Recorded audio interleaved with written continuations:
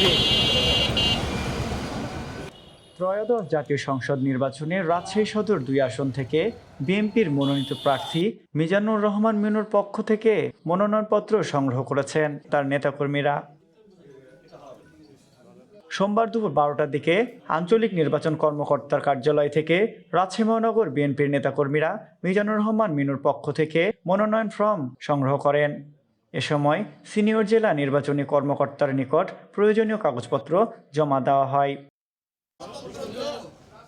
বিএনপির নেতারা জানান, নির্বাচন কমিশনের নির্ধারিত সময়সূচি অনুযায়ী মনোনয়নপত্র সংগ্রহ করা হয়েছে। আগামী ২৯শে ডিসেম্বর মনোনয়নপত্র জমাদানের শেষ দিন।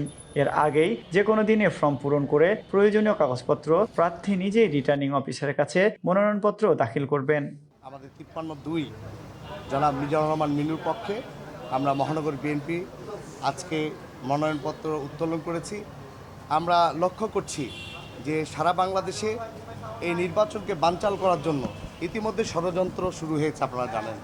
এই ষড়যন্ত্র অংশ হিসেবে আমরা মনে করছি যে বর্তমান সরকারের এবং নির্বাচন কমিশনের অতি দ্রুত যে সমস্ত সন্ত্রাসীরা রয়েছে, অর্থ দানকারীরা যারা রয়েছে এবং আজকে যারা বিভিন্ন পরিকল্পনা করছে নির্বাচন বানচাল করার, সেগুলো ফাইন্ড আউট করে নির্বাচন যেন সুষ্ঠু সুন্দরভাবে হয়, গণতন্ত্র প্রক্রিয়া বাধাগ্রস্ত যেন না হয়, সেই জন্য আমি নির্বাচন কমিশন সহ বর্তমান সরকারকে আমরা বিশেষ অনুরোধ করব। এ বিষয়ে কার্যালয় সূত্রে জানা যায়, মনোনয়নপত্র ও সংশ্লিষ্ট প্রয়োজনীয় সামগ্রী ইতিমধ্যে নির্বাচন অফিসে পৌঁছেছে। মনোনয়নপত্র বিতরণের জন্য পৃথক রেজিস্টার সংরক্ষণ করা হয়েছে বলেও জানান সংশ্লিষ্ট নির্বাচন কর্মকর্তা।